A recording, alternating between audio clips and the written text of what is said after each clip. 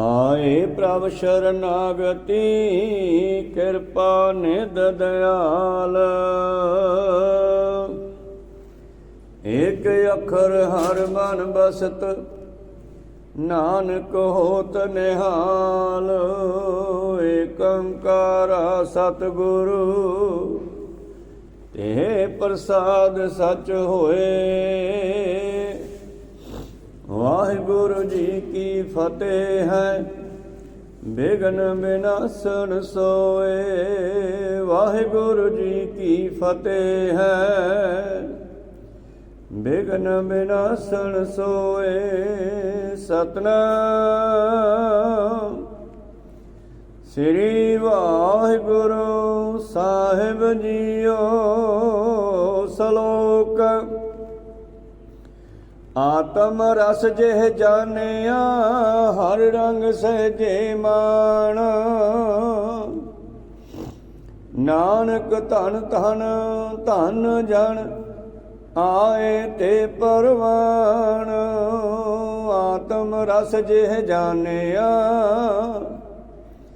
हर रंग सहजे मान। नानक धन धन धन जन आए ते परवान। पौड़ी आया सफलताहु को गणिया। जास रसन हर हर जस भणिया। आए वसै साधु कै संगे अण दिन नाम ध्यावै रंगे। आवत सो जन ना महराता जाको दया मया विधाता। एक आवन फिर जोड़ न आया नानक हर कै दर्श समाया। एक आवन फिर जोड़ न आया नानक हर कै दर्श समाया। वाहिगुरु जी का खालसा वाहिगुरु जी की फतेह। आओ गुरु प्यारे गुरु सवारे सतसंगी जनो। रोजाना की तरह पातशाह जी की अपार किरपा बख्शिश का सदका ਅੰਮ੍ਰਿਤ ਵੇਲੇ ਤੋਂ ਲੈ ਕਰਕੇ ਹੀ ਗੁਰੂ ਪਾਤਸ਼ਾਹ ਜੀ ਦੇ ਚਰਨਾਂ ਕਮਲਾਂ ਵਿਖੇ ਹਾਜ਼ਰੀਆਂ ਲਵਾ ਰਹੇ ਹੋ। ਆਪ ਜੀ ਅੰਮ੍ਰਿਤ ਵੇਲੇ ਆਸਾ ਜੀ ਕੀ ਵਾਰ ਕੇ ਸ਼ਬਦ ਕੀਰਤਨ ਸਰਵਣ ਕਰ ਰਹੇ ਸੀ। ਉਪਰੰਤ ਚੱਲ ਰਹੀ ਲੜੀਵਾਰ ਕਥਾ ਮੁਤਾਬਕ ਸ਼੍ਰੀ ਗ੍ਰੰਥ ਸਾਹਿਬ ਜੀ ਦੀ ਪਵਿੱਤਰ ਬਾਣੀ 52 ਅੱਖਰੀ ਵਿੱਚੋਂ 13ਵਾਂ ਸ਼ਲੋਕ 13ਵੀਂ ਪੌੜੀ ਸਰਵਣ ਕੀਤੀ ਜੋ ਸ਼੍ਰੀ ਗ੍ਰੰਥ ਸਾਹਿਬ ਜੀ ਦੇ 252 ਅੱਖਰ ਅੰਗ ਉੱਪਰ ਸੁਭਾਏਮਾਨ ਹੈ। ਇਸ ਬਾਣੀ ਵਿੱਚ ਸਤਿਗੁਰੂ ਪਾਤਸ਼ਾਹ 35 ਦੇ ਅੱਖਰਾਂ ਰਾਹੀਂ ਗਿਆਨ ਬਖਸ਼ਿਸ਼ ਕਰਦੇ ਹਨ। ਗੁਰਮੁਖੀ ਦੇ ਅੱਖਰਾਂ ਰਾਹੀਂ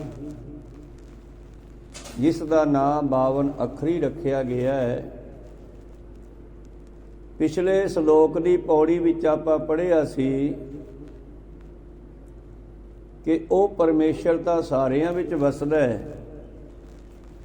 ਕੀਟ ਹਸਤ ਮੈਂ ਪੂਰ ਸਮਾਨੇ ਪ੍ਰਗਟ ਪੁਰਖ ਸਭ ਠਾਉ ਜਾਣੇ। ਪਰ ਜਾ ਕੋ ਦੀਨੋ ਹਰ ਰਸ ਆਪਣਾ। ਭਾਵੇਂ ਕਿ ਸਾਰੀ ਸ੍ਰਿਸ਼ਟੀ ਵਿੱਚ ਉਹਦਾ ਵਾਸਾ ਹੈ ਪਰ ਜਿਨ੍ਹਾਂ ਨੂੰ ਉਹਦੀ ਜਾਣਕਾਰੀ ਹੋ ਜਾਂਦੀ ਹੈ, ਜਿਨ੍ਹਾਂ ਨੂੰ ਸਮਝ ਆ ਜਾਂਦੀ ਹੈ, ਜਿਨ੍ਹਾਂ ਨੂੰ ਪਤਾ ਲੱਗ ਜਾਂਦਾ ਹੈ, ਜਿਨ੍ਹਾਂ ਨੂੰ ਉਸ ਦੇ ਨਾਮ ਦਾ ਰਸ ਆ ਜਾਂਦਾ ਹੈ। ਕਿਉਂਕਿ ਕਿਸੇ ਵੀ ਚੀਜ਼ ਨੂੰ ਅਸੀਂ ਉਦੋਂ ਹੀ ਪ੍ਰਾਪਤ ਕਰਨ ਦੀ ਕੋਸ਼ਿਸ਼ ਕਰਦੇ ਹਾਂ ਜਦੋਂ ਸਾਨੂੰ ਉਸ ਦੇ ਮਹੱਤਵ ਦਾ ਪਤਾ ਲੱਗਦਾ ਹੈ, ਉਸ ਦੀ ਲੋੜ ਦਾ ਪਤਾ ਲੱਗਦਾ ਹੈ, ਜਾਂ ਫਿਰ ਉਸ ਦੇ ਰਸ ਦਾ ਸਵਾਦ ਦਾ ਪਤਾ ਲੱਗਦਾ ਹੈ। ਸੰਸਾਰੀ ਤੌਰ 'ਤੇ ਨਾਮ ਦਾ ਮਹੱਤਵ ਜਿਨ੍ਹਾਂ ਨੇ ਸਮਝਿਆ ਉਹਨਾਂ ਨੇ ਨਾਮ ਨਾਲ ਜੁੜਨਾ ਕੀਤਾ ਹੈ। ਜਿਨ੍ਹਾਂ ਨੇ ਨਹੀਂ ਸਮਝਿਆ ਉਹ ਤੁਰੇ ਫਿਰਦੇ ਆ। ਤਾਂ ਪ੍ਰੀਤਮ ਜੀ ਕਹਿੰਦੇ ਭਾਵੇਂ ਉਹ ਪਰਮੇਸ਼ਰ ਸਾਰੀ ਸ੍ਰਿਸ਼ਟੀ ਵਿੱਚ ਵਸਦਾ ਹੈ, ਕੀਟ ਕੀੜੀ ਤੋਂ ਲੈ ਕੇ ਹਾਥੀ ਤੱਕ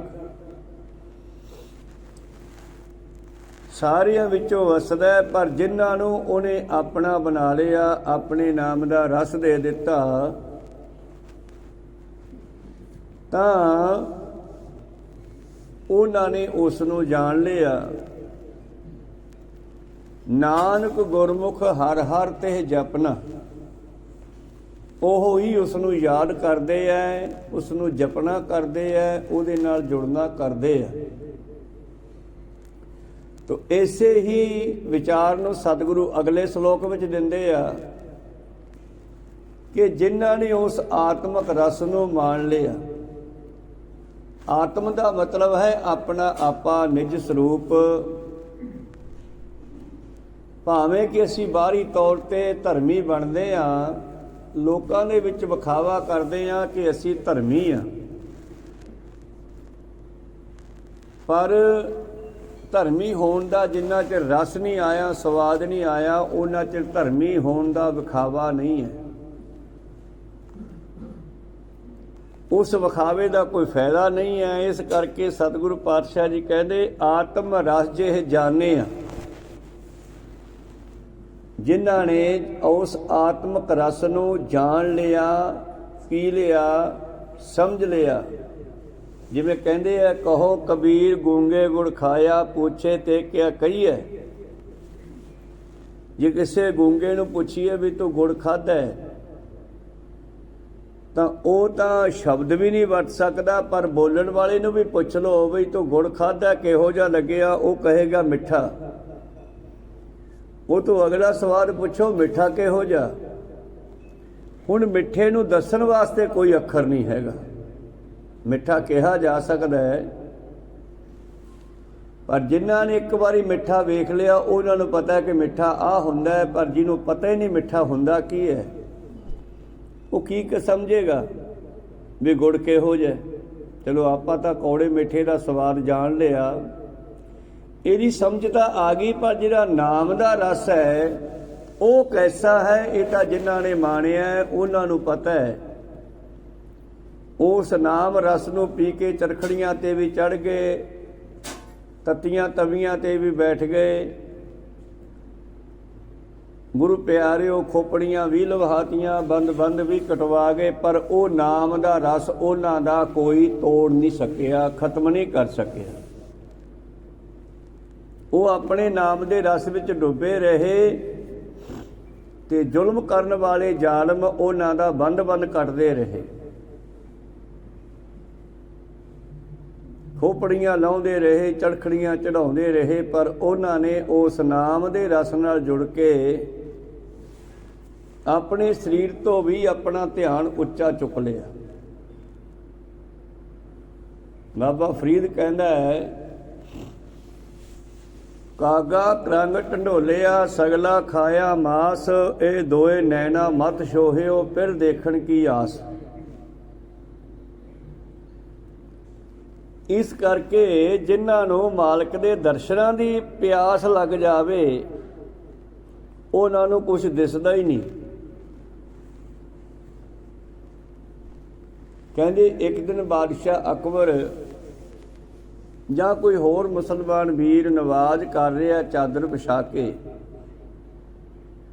ਕਿਉਂਕਿ ਜਦੋਂ ਨਵਾਜ਼ ਦਾ ਟਾਈਮ ਹੋ ਜਾਂਦਾ ਮੁਸਲਮਾਨ ਜਿੱਥੇ ਵੀ ਹੋਣ ਉੱਥੇ ਹੀ ਨਵਾਜ਼ ਸ਼ੁਰੂ ਕਰ ਦਿੰਦੇ ਆ। ਉਹ ਮੁਸਲਮਾਨ ਵੀਰ ਕਿਸੇ ਯਾਤਰਾ ਤੇ ਸੀਗਾ, ਉਸਨੇ ਚਾਦਰ ਵਿਛਾਈ, ਨਵਾਜ਼ ਸ਼ੁਰੂ ਕਰ ਦਿੱਤੀ, ਔਰ ਕੀ ਦੇਖਦਾ ਹੈ ਕਿ ਉਸ ਦੀ ਚਾਦਰ ਦੇ ਉੱਤੋਂ ਦੀ ਇੱਕ ਇਸਤਰੀ ਅੰਨ੍ਹੇਵਾਹ ਭੱਜ ਕੇ ਲੰਘ ਗਈ। ਉਹ ਭੱਜੀ ਜਾਂਦੀ, ਰੁਕੀ ਤਾਂ ਨਹੀਂ, ਪਰ ਉਸਨੇ ਕਾਫੀ ਉਸ ਨੂੰ ਬੋਲਿਆ, ਔਰ ਥੋੜੇ ਸਮੇਂ ਬਾਅਦ ਉਹ ਵਾਪਸ ਆ ਗਈ। ਨਾਲ ਉਸਦਾ ਪਤੀ ਹੈ, ਉਹਦਾ ਮਾਲਕ ਹੈ।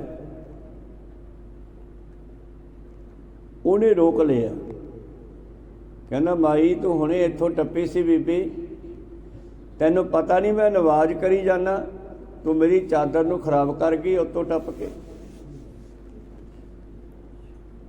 ਬਾਬਾ ਤੂੰ ਨਵਾਜ਼ ਕਰਦਾ ਸੀਗਾ, ਮੈਂ ਤਾਂ ਆਪਣੇ ਮਾਲਕ ਦੇ ਵਿਰਾਗ ਦੇ ਵਿੱਚ ਮਸਤ ਹੋਈ ਜਾ ਰਹੀ ਸੀ ਉਹਨੂੰ ਮਿਲਣ ਵਾਸਤੇ, ਮੈਨੂੰ ਤਾਂ ਪਤਾ ਨਹੀਂ ਲੱਗਿਆ ਮੈਂ ਕਿੱਥੋਂ ਦੀ ਟੱਪੀ ਹਾਂ ਔਰ ਮੇਰਾ ਮਾਲਕ ਮਿਲ ਗਿਆ, ਹੁਣ ਮੈਂ ਵਾਪਸ ਆ ਰਹੀ ਹਾਂ। ਪਰ ਤੂੰ ਕੈਸੀ ਨਵਾਜ਼ ਕਰਦਾ, ਕੈਸਾ ਤੂੰ ਧਰਮੀ ਹੈ, ਕੈਸਾ ਰੱਬ ਦੇ ਪਾਉਣ ਦੀ ਇੱਛਾ ਰੱਖਦਾ ਤੂੰ। ਜੇ ਤੂੰ ਉਸ ਮਾਲਕ ਦੇ ਪਿਆਰ ਵਿੱਚ ਵਿਰਾਗ ਵਿੱਚ ਬੈਠਾ ਸੀ ਤਾਂ ਤੈਨੂੰ ਮੇਰਾ ਟੱਪਦੀ ਦਾ ਪਤਾ ਨਹੀਂ ਲੱਗਣਾ ਚਾਹੀਦਾ ਸੀ।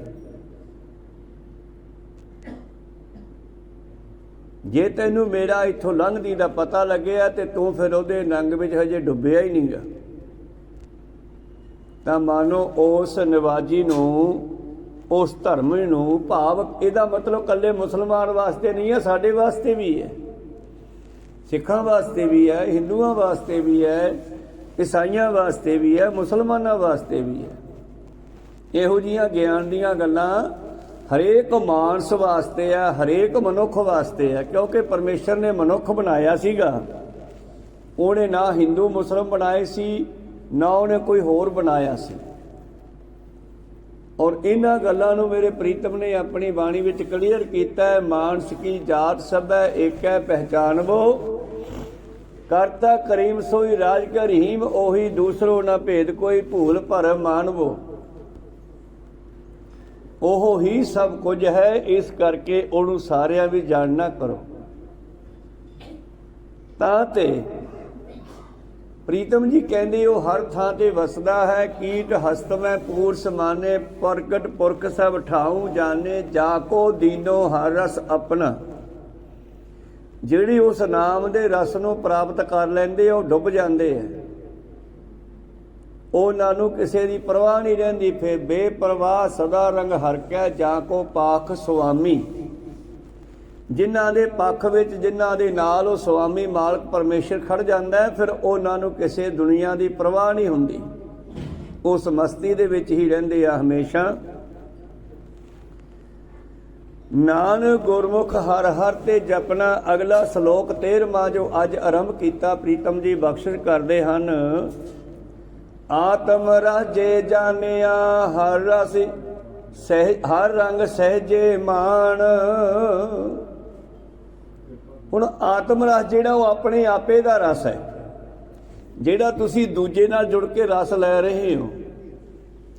ਦੂਜੇ ਨਾਲ ਜੁੜ ਕੇ ਲਿਆ ਹੋਇਆ ਰਸ ਹੈ ਜਿਹੜਾ, ਉਹ ਤੁਹਾਡੇ ਕੋਲੋਂ ਕਦੇ ਵੀ ਜਾ ਸਕਦਾ ਹੈ। ਉਹ ਜਿਹੜਾ ਹੈ ਸੁੱਖ ਹੋ ਸਕਦਾ ਹੈ, ਆਨੰਦ ਨਹੀਂ ਹੋ ਸਕਦਾ।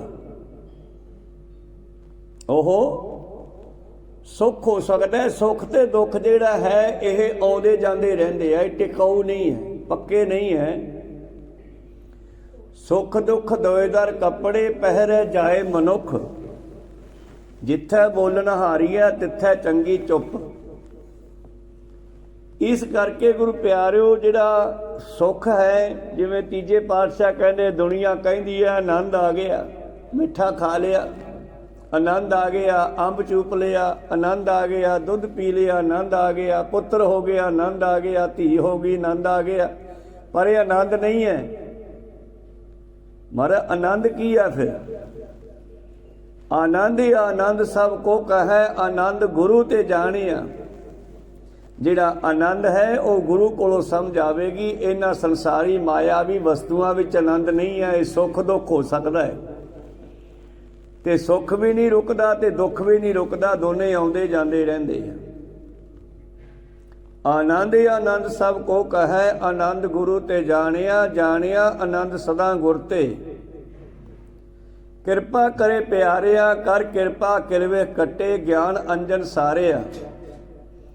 ਅੰਦਰੋਂ ਜਿਨਕਾ ਮੋਹ ਟੁੱਟਾ, ਤਿਨਕਾ ਸ਼ਬਦ ਸੱਚੈ ਸਵਾਰਿਆ। ਕਹੈ ਨਾਨਕ ਇਹੋ ਆਨੰਦ ਹੈ। ਮੋਹ ਦਾ ਮਤਲਬ ਕੀ ਹੈ? ਕਿ ਜਿਸ ਦੀ ਬਿਰਤੀ ਸੰਸਾਰ ਨਾਲੋਂ ਟੁੱਟ ਕੇ ਉੱਚੀ ਉੱਠ ਗਈ, ਉਸ ਨਾਮ ਦੇ ਰਸ ਵਿੱਚ ਡੁੱਬ ਗਿਆ, ਜਿਹਨੂੰ ਸੰਸਾਰ ਦਾ ਜਿਹੜਾ ਹੈ ਗੁਰੂ ਪਿਆਰਿਓ ਸਹੂਲਤਾਂ ਆਦਿ ਆਉਣੀਆਂ ਜਾਂ ਨਾ ਆਉਣੀਆਂ ਕੋਈ ਫਰਕ ਨਹੀਂ ਰੱਖਦੀਆਂ, ਜਿਸ ਨੂੰ ਕੋਈ ਫਰਕ ਨਹੀਂ ਪੈਂਦਾ ਸੰਸਾਰ ਦੇ ਸੁੱਖ ਆ ਰਹੇ ਆ ਕਿ ਦੁੱਖ ਆ ਰਹੇ ਆ, ਉਹ ਆਨੰਦ ਹੈ। ਅੰਦਰੋਂ ਜਿਨਕਾ ਮੋਹ ਟੁੱਟਾ, ਤਿਨਕਾ ਸ਼ਬਦ ਸੱਚੇ ਸਵਾਰਿਆ। ਉਹਨਾਂ ਦੀ ਬੋਲਬਾਣੀ ਵਿੱਚ ਵੀ ਫਰਕ ਪੈ ਜਾਊਗਾ। ਉਹਨਾਂ ਦੇ ਸੰਸਾਰ ਦੇ ਵਿਹਾਰ ਵਿੱਚ ਵੀ ਫਰਕ ਪੈ ਜਾਊਗਾ। ਤਾਈਓ ਤਾਂ ਕਹਿੰਦੇ ਆ ਭਗਤਾਂ ਤੇ ਸੰਸਾਰੀਆਂ ਜੋੜ ਕਦੇ ਨਾ ਆਇਆ। ਤਾਂ ਇਸ ਕਰਕੇ ਆਤਮ ਰਸ 'ਚ ਜਾਣਿਆ ਜਿਨ੍ਹਾਂ ਨੇ ਅੰਦਰਲਾ ਰਸ ਮਾਣ ਲਿਆ। ਮੈਂ ਬੇਨਤੀ ਕਰ ਰਿਹਾ ਸੀ ਕਿ ਦੂਜੇ ਦੇ ਕੋਲੋਂ ਪ੍ਰਾਪਤ ਕੀਤਾ ਹੋਇਆ ਰਸ, ਸਵਾਦ ਜਾਂ ਸੁੱਖ ਉਹ ਛਿਨ ਭੰਗਰ ਹੈ। ਜਦੋਂ ਹੀ ਦੂਜਾ ਗੁੱਸੇ ਹੋਇਆ, ਦੂਜੇ ਨੂੰ ਅਸੀਂ ਛੱਡਤਾ ਜਾਂ ਉਹ ਸਾਨੂੰ ਛੱਡ ਗਿਆ, ਸੁੱਖ ਉੱਥੇ ਖਤਮ। ਪੁੱਤਰ ਪੈਦਾ ਹੋਏ, ਅਖੀਰ ਮਰਨਾ ਵੀ ਆ। ਤੇ ਫਿਰ ਕਹਿੰਦੇ ਜਦ ਉਹ ਆਇਆ ਤੇ ਬੰਦਾ ਕਹਿੰਦਾ ਸੁੱਖ ਹੈ, ਪਰ ਚਲਿਆ ਗਿਆ ਤੇ ਬੜਾ ਦੁਖੀ ਆ। ਇਸੇ ਤਰ੍ਹਾਂ ਹੀ ਕੋਈ ਵਸਤੂ ਹੈ, ਜਿੰਨਾ ਚਿਰ ਆਪਣੇ ਮੂੰਹ ਵਿੱਚ ਹੈ ਉਹਦਾ ਰਸ ਆ ਰਿਹਾ, ਜਦੋਂ ਗਲੇ ਤੋਂ ਹੇਠਾਂ ਉਤਰੀ ਖਤਮ। ਪਰ ਨਾਮ ਦਾ ਰਸ ਇੱਕ ਐਸਾ ਰਸ ਹੈ ਜਿਹਨੂੰ ਇੱਕ ਵਾਰੀ ਆ ਗਿਆ ਉਹ ਫਿਰ ਜ਼ਿੰਦਗੀ ਭਰ ਨਹੀਂ ਭੁੱਲਦਾ। ਜਦੋਂ ਹੀ ਯਾਦ ਕਰਦਾ ਉਸ ਰਸ ਦਾ ਹਲੂਣਾ ਆ ਜਾਂਦਾ ਹੈ ਅੰਦਰੋਂ, ਕਿਉਂਕਿ ਆਪ ਨੇ ਵਿੱਚੋਂ ਲਿਆ, ਦੂਜੇ ਤੋਂ ਨਹੀਂ ਲਿਆ। ਇਸ ਕਰਕੇ ਆਤਮ ਆਪਣੇ ਆਪੇ ਦਾ ਰਸ, ਆਤਮ ਰਸ ਜਾਣਿਆ ਹਰ ਰੰਗ ਸਹਿਜੇ ਮਾਨ। ਉਹ ਸਹਿਜ ਅਵਸਥਾ ਵਿੱਚ ਚਲੇ ਜਾਂਦੇ ਨੇ, ਉਸ ਅਵਸਥਾ ਨੂੰ ਮਾਨਣਾ ਕਰਦੇ ਆ, ਉਸ ਰੰਗ ਦੇ ਵਿੱਚ ਡੁੱਬ ਜਾਂਦੇ ਆ। ਨਾਨਕ ਧਨ ਧਨ ਧਨ ਜਨ ਆਏ ਤੇ ਪ੍ਰਵਾਨ। ਉਹਨਾਂ ਦਾ ਦੁਨੀਆ ਵਿੱਚ ਆਉਣਾ ਸਫਲਾ ਹੈ। ਉਹ ਸੰਸਾਰ ਦੇ ਵਿੱਚ ਆਏ, ਸੰਸਾਰ ਦਾ ਉਧਾਰ ਕਰਦੇ ਹਨ। ਜਨ ਪਰ ਉਪਕਾਰੀ ਆਏ, ਜਨ ਪਰ ਉਪਕਾਰੀ ਆਏ। ਜੀ ਦਾਨ ਦੇ ਭਗਤੀ ਲਾਇਨ, ਹਰਸ਼ੋ ਲੈਣ ਮਿਲਾਏ।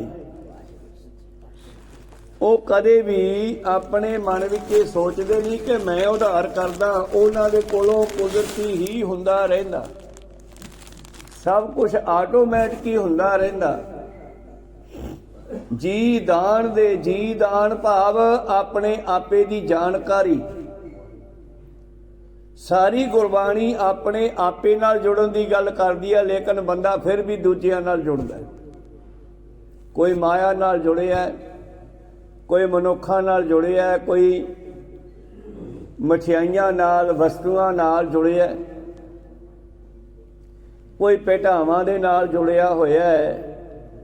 ਕੋਈ ਵਿਰਲਾ ਹੈ ਜਿਹੜਾ ਗੁਰੂ ਗ੍ਰੰਥ ਸਾਹਿਬ ਜੀ ਨਾਲ ਜਾਂ ਸ਼ਬਦ ਨਾਲ ਜਾਂ ਆਪਣੇ ਨਿਜ ਸਰੂਪ ਨਾਲ ਜੁੜਿਆ, ਉਹ ਵਿਰਲਾ ਹੋਵੇਗਾ। ਕਹਿੰਦੇ ਉਹਨਾਂ ਦਾ ਆਉਣਾ ਸਫਲਾ ਹੈ, ਉਹਨਾਂ ਦਾ ਆਉਣਾ ਦੁਨੀਆ ਵਿੱਚ ਪ੍ਰਵਾਨ ਹੈ। ਪੌੜੀ ਆਇਆ ਸਫਲਤਾ ਹੋ ਕੋ ਭਣੀਐ। ਭਣੀਐ ਭਾਵ ਕਹੀਏ, ਭਾਵ ਜਾਣੀਏ। ਅਸੀਂ ਉਹਨਾਂ ਦਾ ਹੀ ਆਉਣਾ ਸਫਲ ਸਮਝੀਏ, ਭਾਵੇਂ ਕਿ ਮਨੁੱਖਤਾ ਆਪਾਂ ਸਾਰੇ ਬਣ ਕੇ ਆਏ ਆ।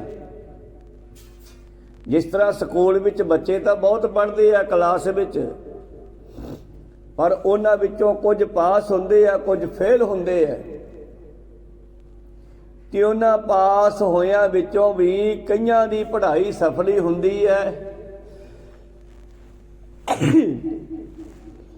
ਕੋਈ ਨੌਕਰੀ ਆਦਿ ਮਿਲ ਜਾਂਦੀ ਹੈ, ਕਿਉਂਕਿ ਪੜ੍ਹਾਈ ਬੰਦਾ ਨੌਕਰੀ ਵਾਸਤੇ ਕਰਦਾ।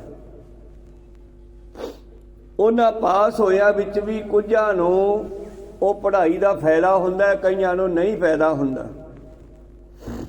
ਇਸੇ ਤਰ੍ਹਾਂ ਹੀ ਮਨੁੱਖਤਾ ਆਪਾਂ ਸਾਰੇ ਆ, ਪਰ ਆਪਣੇ ਆਉਣ ਦਾ ਜਿਹੜਾ ਮੁੱਖ ਕਾਰਨ ਹੈ ਪਰਮੇਸ਼ਰ ਦੀ ਪ੍ਰਾਪਤੀ, ਉਹ ਕਿੰਨਿਆਂ ਨੂੰ ਪ੍ਰਾਪਤ ਹੁੰਦੀ ਆ? ਪ੍ਰੀਤਮ ਨੂੰ ਪੁੱਛੀਏ ਤਾਂ ਉਹ ਕਹਿੰਦੇ ਕੋਟਨ ਮੈਂ ਕੋਊ ਵਿਰਲਾ। ਕਰੋੜਾਂ ਚੋਂ ਕੋਈ ਵਿਰਲਾ ਐਸਾ ਹੁੰਦਾ ਜਿਹੜਾ ਉਸ ਪਰਮੇਸ਼ਰ ਨਾਲ ਇੱਕਮਿਕ ਹੋ ਕੇ, ਜੀਵਨ ਮੁਕਤ ਹੋ ਕੇ ਸੰਸਾਰ ਦੇ ਵਿੱਚ ਇਸ ਮਨੁੱਖਾ ਜੀਵਨ ਦਾ ਸਹੀ ਮਕਸਦ ਸਮਝਦਾ, ਮਤਲਬ ਸਮਝਦਾ ਔਰ ਲਾਹਾ ਖੱਟਦਾ। ਨਹੀਂ ਤਾਂ ਪਾਤਸ਼ਾਹ ਜੀ ਨੇ ਕਹਿ ਦਿੱਤਾ, ਲਾਹੇ ਕਾਰਨ ਆਇਆ ਜਗ। ਬੰਦਾ ਲੈਣ ਤਾਂ ਲਾਹਾ ਆਇਆ ਸੀ ਦੁਨੀਆ ਵਿੱਚ ਮਨੁੱਖ ਬਣ ਕੇ, ਭਈ ਪ੍ਰਾਪਤ ਮਨੁੱਖ ਦੇ ਹੁਰੀਆ, ਗੋਬਿੰਦ ਮਿਲਨ ਕੀ ਇਹੋ ਤੇਰੀ ਵਰੀਆ। ਬੰਦਾ ਲੈਣ ਤਾਂ ਲਾਹਾ ਆਇਆ ਸੀ ਸੰਸਾਰ ਵਿੱਚ, ਪਰ ਇਸ ਨੇ ਲਾਹੇ ਦੀ ਬਜਾਏ ਧੋਖਾ ਖਾਧਾ, ਠੱਗੀ ਮਰਵਾ ਲਈ। होए मजूर गया ठगाए ठग। लाहे कारण आया जग, होए मजूर। मजूर मतलब मजदूर, माया दा मजदूर बन के लोकां दे वास्ते कमाई करदा है। जिस तरह मनुख लोकां दे वास्ते कमाई किवें करदा, भाव मेहनत आपां करदे आ सारे, जो आपां दिहाड़ी लैने आ, तनख्वाह लैने आ, मजदूरी लैने आ, वो घरे ले जाने आ, सारा परिवार रल के छकदा है। एक संसारी ये फर्ज है, चलो आपां निभाउणे आ, पर ਉਹਦੇ ਵਿੱਚੋਂ ਆਪਾਂ ਕਿੰਨਾ ਖਾਧਾ? 2 ਪ੍ਰਸ਼ਾਦੇ। ਪਾਤਸ਼ਾਹ ਜੀ ਕਹਿੰਦੇ ਇਹ ਮਨੁੱਖ ਲਾਹਾ ਲੈਣ ਆਇਆ, ਪਰ ਇਹਦੇ ਕੰਮ ਆਉਣ ਵਾਲੀ ਚੀਜ਼ ਇਹਨੇ ਕੀਤੀ ਨਹੀਂ। ਇਹਦੇ ਕੰਮ ਆਉਣ ਵਾਲਾ ਸੀਗਾ ਸਿਮਰਨ। ਕੱਲ੍ਹ ਨੂੰ ਜਦੋਂ ਸੰਸਾਰ ਛੱਡ ਕੇ ਜਾਵਾਂਗੇ ਤੇ ਸੰਸਾਰ ਦੀਆਂ ਜਿੰਨੀਆਂ ਵਸਤੂਆਂ ਇਕੱਠੀਆਂ ਕੀਤੀਆਂ, ਜਿੰਨੇ ਮਿੱਤਰ ਬਣਾਏ ਆ, ਜਿੰਨੇ ਦੋਸਤ ਬਣਾਏ ਆ, ਜਿੰਨਾ ਸੰਸਾਰ ਇਕੱਠਾ ਕੀਤਾ ਅਸੀਂ ਆਪਣੇ ਨਾਲ, ਜਿਹਦੇ ਨਾਲ ਜੁੜੇ ਆ, ਉਹਨਾਂ ਸਾਰੀਆਂ ਚੀਜ਼ਾਂ 'ਚੋਂ, ਸਾਰੇ ਮਿੱਤਰਾਂ 'ਚੋਂ, ਸਾਰੀ ਮਾਇਆ 'ਚੋਂ ਇੱਕ ਵੀ ਨਾਲ ਨਹੀਂ ਜਾਣਾ। ਜਾਣਾ ਇਕੱਲੇ ਨੇ ਹੈ। ਤੇ ਉਸ ਵੇਲੇ ਇਹਦੇ ਨਾਲ ਜਾਣ ਵਾਲਾ ਇਹਦਾ ਮਿੱਤਰ ਕਰਮ ਹੈ। ਔਰ ਜੇ ਮਾੜਾ ਕਰਮ ਕੀਤਾ ਤੇ ਉਹ ਸਜ਼ਾ ਦਿਵਾਊਗਾ, ਚੰਗਾ ਕਰਮ ਕੀਤਾ ਤੇ ਉਹ ਸੁੱਖ ਦਿਵਾਊਗਾ, ਪਰਮੇਸ਼ਰ ਵਿੱਚ ਮਿਲਾਊਗਾ। ਜੇ ਨਾਮ ਜਪਣ ਦਾ ਕਰਮ ਕੀਤਾ ਫਿਰ ਅਸੀਂ ਪਰਮੇਸ਼ਰ ਵਿੱਚ ਮਿਲ ਸਕਦੇ ਹਾਂ। ਤਾਂ ਤੇ ਭਈ ਪ੍ਰਾਪਤ ਮਾਨੁਖ ਦੇ ਹੁਰੀਆ, ਗੋਬਿੰਦ ਮਿਲਨ ਕੀ ਇਹੋ ਤੇਰੀ ਬਰੀਆ। ਅਵਰ ਕਾਜ ਤੇਰਾ ਕਿਤੈ ਨ ਕਾਮ, ਮਿਲ ਸਾਧ ਸੰਗਤ ਭਜ ਕੇਵਲ ਨਾਮ। ਲਾਹੇ ਕਾਰਨ ਆਇਆ ਜਗ, ਹੋਏ ਮਜੂਰ ਗਿਆ ਠਗਾਏ ਠਗ। ਆਇਆ ਸਫਲ ਤਾਹੂ ਕੋ ਗਣੀਐ। ਤਾਂ ਤੇ ਧੰਨ ਗੁਰੂ ਅਰਜਨ ਦੇਵ ਮਹਾਰਾਜ ਜੀ ਕਹਿੰਦੇ ਉਹਨਾਂ ਦਾ ਹੀ ਆਉਣਾ ਸਫਲਾ ਹੈ। ਮੈਂ ਸਮਝਦਾ ਉਹ ਮਨੁੱਖ ਬਣ ਕੇ ਆਏ, ਨਹੀਂ ਤਾਂ ਫਿਰ ਦੁਨੀਆ ਜਮ ਜਾ ਮਰੈ, ਮਰੈ ਫਿਰ ਜਮੈ। ਜਮਦਾ ਮਰਦਾ, ਜਮਦਾ ਮਰਦਾ। ਬਹੁਤ ਸਜਾਏ ਪਿਆ ਦੇਸ ਲੰਮੈ। ਲੰਮਾ ਦੇਸ਼ ਭਾਵ ਟੇਢੀਆਂ ਜੂਨਾਂ ਵਿੱਚ ਫਿਰ ਪੈ ਗਿਆ, ਕਿਉਂਕਿ ਜੀਵ ਆਤਮਾ ਤਾਂ ਮਰਦੀ ਨਹੀਂ। ਇਹ ਨਵੀਆਂ ਬਾਡੀਆਂ, ਨਵੇਂ ਚੋਲੇ, ਨਵੇਂ ਸਰੀਰ ਚੱਕਦੀ ਆ। ਜਮ ਜਾ ਮਰੈ, ਮਰੈ ਫਿਰ ਜਮੈ। ਬਹੁਤ ਸਜਾਏ ਪਿਆ ਦੇਸ਼ ਲੰਮੈ। ਇਸ ਤਰ੍ਹਾਂ ਇਹ ਜੀਵ ਇਉਂ ਭਟਕਦਾ ਰਹਿੰਦਾ ਹੈ। ਜਿੰਨਾ ਚਿਰ ਆਪਣੇ ਘਰ ਨਹੀਂ ਜਾਂਦਾ ਉਹਨਾਂ ਚਿਰ ਇਹਦੀ ਗੱਲ ਨਹੀਂ ਬਣਦੀ। ਸੰਸਾਰ ਦੇ ਧੰਦਿਆਂ ਵਿੱਚ ਫਸਿਆ ਹੋਇਆ ਭਟਕਦਾ ਰਹਿੰਦਾ, ਅਖੀਰ ਮਰ ਜਾਂਦਾ। ਦੇਖੋ 100 ਕੁ ਸਾਲ ਦਾ ਹਿਸਾਬ ਕਿਤਾਬ ਪਾਤਸ਼ਾਹ ਨੇ ਦੱਸਿਆ। ਪਾਤਸ਼ਾਹ ਜੀ ਕਹਿੰਦੇ ਜਾਂ ਤਿਸ ਭਾਣਾ ਤਾਂ ਜੰਮਿਆ, ਪਰਿਵਾਰ ਭਲਾ ਭਾਇਆ। ਪਰਿਵਾਰ ਚੰਗਾ ਲੱਗਿਆ, ਪਰਿਵਾਰ ਵਿੱਚ ਖਚਤ ਹੋ ਗਿਆ। ਪਹਿਲੇ ਪਿਆਰ ਲੱਗਾ ਥਨ ਦੁੱਧ, ਦੂਜੇ ਮਾਏ ਬਾਪ ਕੀ ਸੁੱਧ, ਤੀਜੇ ਭਈਆ ਭਾਬੀ ਬੇਬ, ਚੌਥੇ ਪਿਆਰ ਪੰਨੀ ਖੇਡ, ਪੰਜਵੇਂ ਖਾਣ ਪੀਣ ਕੀ ਧਾਤ। ਇਹ 10-10 ਸਾਲਾਂ ਦਾ ਗੁਰੂ ਪਿਆਰਿਓ ਸਤਿਗੁਰਾਂ ਨੇ ਹਿਸਾਬ ਕਿਤਾਬ ਜਦ ਦਿੱਤਾ ਹੈ। ਛੇਵੇਂ ਕਾਮ ਨ ਪੁੱਛੈ ਜਾਤ, ਸਤਵੇਂ ਸੰਜ ਕੀਆ ਘਰਵਾਸ, ਅੱਠਵੇਂ ਕ੍ਰੋਧ ਹੋਆ ਤਨ ਨਾਸ, ਨੌਵੇਂ ਧੌਲੇ ਓਬੇ ਸਾਹ, ਤੇ 10ਵੇਂ ਦਾਹੋ ਦਾਹੀ 100, 10ਵੇਂ ਦੱਦਾ ਹੋਆ ਸਵਾ। ਦੱਦਾ ਹੁੰਦਾ ਕਾਲਾ ਹੋ ਜਾਣਾ, ਜਿਵੇਂ ਕਾਨਿਆਂ ਦੇ ਜੰਗਲ ਨੂੰ ਅੱਗ ਲੱਗੇ, ਕੁਝ ਮੱਚ ਜਾਂਦੇ ਆ, ਕੁਝ ਕਾਲੇ ਜਿਹੇ ਹੋ ਜਾਂਦੇ ਆ। ਇਹ ਜਿਹੜਾ ਸੁੰਦਰ ਸਰੂਪ ਹੈ ਮਨੁੱਖਾ ਜਾਮੈ, ਅਖੀਰ ਅੱਗ ਵਿੱਚ ਸੜ ਕੇ ਸਵਾਹ ਹੋ ਜਾਂਦਾ ਹੈ। ਗਏ ਸੰਗੀਤ, ਸੰਗੀ ਭੱਜ ਜਾਂਦੇ ਆ। ਸੰਗੀਤ ਦਾ ਮਤਲਬ ਅੰਦਰ ਆਵਾਜ਼ ਵੀ ਆ, ਇਹ ਵੀ ਉੱਡ ਜਾਂਦੀ ਆ। ਬੋਲਣ ਵਾਲਾ ਵੀ ਵਿੱਚੋਂ ਨਿਕਲ ਜਾਂਦਾ ਪਹਿਲਾਂ ਹੀ, ਫਿਰ ਆਪਾਂ ਇਹਨੂੰ ਸੰਸਕਾਰ ਕਰ ਦਿੰਦੇ ਆ। ਤੇ ਜੇ ਸੰਗੀ ਦਾ ਅਰਥ ਕਰੀਏ ਤੇ ਸੰਗੀ ਜਿਹੜੇ ਇਹ 5 ਕਰਮ ਇੰਦਰੀ, 5 ਗਿਆਨ ਇੰਦਰੀ ਆ, ਇਹ ਵੀ ਇਹਦਾ ਸਾਥ ਨਹੀਂ ਦਿੰਦੇ ਅਖੀਰ ਵੇਲੇ। ਇਹ ਵੀ ਬੰਦ ਹੋ ਜਾਂਦੇ ਆ। ਕਫ ਕੰਠ ਬਰੂਧੋ ਨੈਣੋ ਨੀਰ ਢਰੇ, ਗਲੇ 'ਚ ਰੇਸ਼ਾ ਭਰ ਜਾਂਦਾ ਹੈ, ਅੱਖਾਂ 'ਚੋਂ ਪਾਣੀ ਡਿੱਗਦਾ, ਦਿਸਦਾ ਨਹੀਂ, ਸੁਣਦਾ ਨਹੀਂ। ਅਖੀਰਲੇ ਸਮੇਂ ਜਦੋਂ ਮੌਤ ਦਾ ਸਮਾਂ ਆਉਂਦਾ, ਕਈ ਵਾਰੀ ਜੀਭ ਵੀ ਸਾਥ ਨਹੀਂ ਦਿੰਦੀ, ਫਿਰ ਉਦੋਂ ਕਿਵੇਂ ਇਹ ਨਾਮ ਜਪੇਗਾ? ਜੇ ਜ਼ਿੰਦਗੀ ਭਰ ਸਿਮਰਨ ਕੀਤਾ ਹੋਊਗਾ ਤਾਂ ਆਖਰੀ ਸਮੇਂ ਜਿਹੜਾ ਹੈ ਇਹ ਉਸ ਮਾਲਕ ਨਾਲ ਜੁੜ ਸਕਦਾ ਹੈ ਤੇ ਸਰੀਰ ਨੂੰ ਛੱਡ ਕੇ ਪਰਮੇਸ਼ਰ ਵਿੱਚ ਮਿਲ ਸਕਦਾ। ਵਰਨਾ ਲਾਹੇ ਕਾਰਨ ਆਇਆ ਜਗ, ਹੋਏ ਮਜੂਰ ਗਿਆ ਠਗਾਏ ਠੱਗ। ਆਇਆ ਸਫਲਤਾਹੂ ਕੋ ਗਣੀਐ, ਜਾਸ ਰਸਨ ਹਰ ਹਰ ਜਸ ਭਣੀਐ। ਆਏ ਵਸੈ ਸਾਧੂ ਕੈ ਸੰਗੇ। ਆਏ ਆ ਆਪਾਂ ਸਾਰੇ ਆਏ ਆ, ਪਰ ਜੇ ਅਸੀਂ ਗੁਰਮੁਖਾਂ ਦੀ ਸੰਗਤ ਨਹੀਂ ਕੀਤੀ ਫਿਰ ਆਉਣ ਦਾ ਫਾਇਦਾ ਕੀ? ਬੜ ਭਾਗੀ ਸਤ ਸੰਗਤ ਭਾਵੈ, ਭਾਗਹੀਨ ਭਰਮ ਚੋਟਾਂ ਖਾਵੈ। ਬਿਨ ਭਾਗਾ ਸਤ ਸੰਗ ਨ ਲੱਭੈ, ਬਿਨ ਸੰਗਤ ਮੈਲ ਭਰੀਜੈ ਜੀਓ। ਬਿਨਾ ਭਾਗਾ ਤੋਂ ਸੰਗਤ ਨਹੀਂ ਮਿਲਦੀ, ਸੰਗਤ ਤੋਂ ਬਗੈਰ ਸਾਡਾ ਜੀਵਨ ਖਰਾਬ ਹੈ। ਗਏ ਸੰਗੀਤ ਪਕਾਰੀ ਧਾ, ਜਿਹੜੇ ਕੋਲੇ ਰਿਸ਼ਤੇਦਾਰ ਬੈਠੇ ਆ ਉਹ ਧਾਹਾਂ ਮਾਰ ਕੇ ਰੋਂਦੇ ਆ, ਔਰ ਜੀਵ ਆਤਮਾ ਵੀ ਰੋਂਦੀ ਆ। ਜਦੋਂ ਇਹ ਜੀਵ ਨੂੰ ਜਮਦੂਤ ਲੈ ਜਾਂਦੇ ਆ ਫੜ ਕੇ, ਉਹ ਵੀ ਰੋਂਦਾ ਹੈ। ਵਿਛੋੜਾ ਨਹੀਂ ਪੈਂਦਾ। ਜਦ ਲੜਕੀ ਨੂੰ ਵਿਆਹੁਣ ਆਉਂਦਾ ਹੈ, ਲਾੜਾ ਤੇ ਲੜਕੀ ਵੀ ਰੋਂਦੀ ਹੈ, ਪਰਿਵਾਰ ਵੀ ਰੋਂਦਾ। ਉਸ ਵਿਛੋੜੇ ਤੋਂ ਬਾਅਦ ਮਲਾਪਤਾ ਹੈ ਘੱਟੋ ਘੱਟ। ਸੰਸਾਰੀ ਤੌਰ ਤੇ ਗੱਲ ਕਰੀਏ, ਲੜਕੀ ਪੇਕਿਆਂ ਤੋਂ ਵਿਛੜਦੀ ਹੈ, ਆਪਣੇ ਪਤੀ ਦੀ ਪ੍ਰਾਪਤੀ ਤਾਂ ਕਰਦੀ ਆ, ਪਰ ਅਸੀਂ ਤਾਂ ਸੰਸਾਰ ਨੂੰ ਮਰਨ ਤੋਂ ਬਾਅਦ ਮਾਲਕ ਦੀ ਪ੍ਰਾਪਤੀ ਵੀ ਨਾ ਹੋਈ, ਨਾ ਇੱਧਰ ਦੇ ਨਾ ਉੱਧਰ ਦੇ, ਨਾ ਘਰ ਦੇ ਨਾ ਘਾਟ ਦੇ। ਉਹ ਬੱਚੀ ਜਿਹੜੀ ਆਪਣੇ ਪੇਕਿਆਂ ਦਾ ਵਿਛੋੜਾ ਚੱਲਦੀ ਆ, ਘੱਟੋ ਘੱਟ ਮਲਾਪਤਾ ਹੁੰਦਾ, ਕਿਉਂਕਿ ਵਿਜੋਗ ਤੇ ਸੰਜੋਗ ਦੋਨੇ ਰਲ ਕੇ ਕੰਮ ਕਰਦੇ ਆ। ਜੇ ਕਿਸੇ ਪਾਸੇ ਸੰਜੋਗ ਹੈ ਤੇ ਦੂਜੇ ਪਾਸੇ ਵਿਜੋਗ ਵੀ ਹੈ, ਜੇ ਵਿਛੋੜਾ ਹੈ ਤੇ ਮਿਲਾਪ ਵੀ ਹੈ। ਅਸੀਂ ਮਾਤਲੋਕ ਵਿੱਚ ਆਏ, ਗੁਰੂ ਪਿਆਰਿਆਂ ਦੀ ਸੰਗਤ ਨਹੀਂ ਕੀਤੀ, ਗੁਰਮੁਖਾਂ ਦੀ ਸਾਧੂਆਂ ਦੀ ਸਤਸੰਗ ਨਹੀਂ ਕੀਤੀ, ਤੇ ਮਨੁੱਖਾ ਜਬ ਖਤਮ ਹੋ ਗਿਆ 100 ਸਾਲ ਦੇ ਵਿੱਚ ਵਿੱਚ। ਗਏ ਸੰਗੀਤ ਪੁਕਾਰੀ ਧਾ, ਉੱਡਿਆ ਹੰਸ ਦਸਾਏ ਰਾਹ। ਹੰਸ ਹੁੰਦਾ ਜੀਵ ਆਤਮਾ, ਉੱਡ ਗਿਆ, ਸਰੀਰ ਚੋਂ ਨਿਕਲ ਗਿਆ। ਦਸਾਏ ਰਾਹ, ਕਿਹੜੇ ਰਾਹ ਗਿਆ ਇਹ ਕਿਸੇ ਨੂੰ ਨਹੀਂ ਪਤਾ। ਕਹਾਂ ਤੇ ਆਵੇ, ਕਹਾਂ ਇਹ ਜਾਵੇ, ਕਹਾਂ ਇਹ ਰਿਹਾ ਸਮਾਈ, ਸਮਝ ਨਹੀਂ ਆਉਂਦੀ ਕਿਸੇ ਨੂੰ।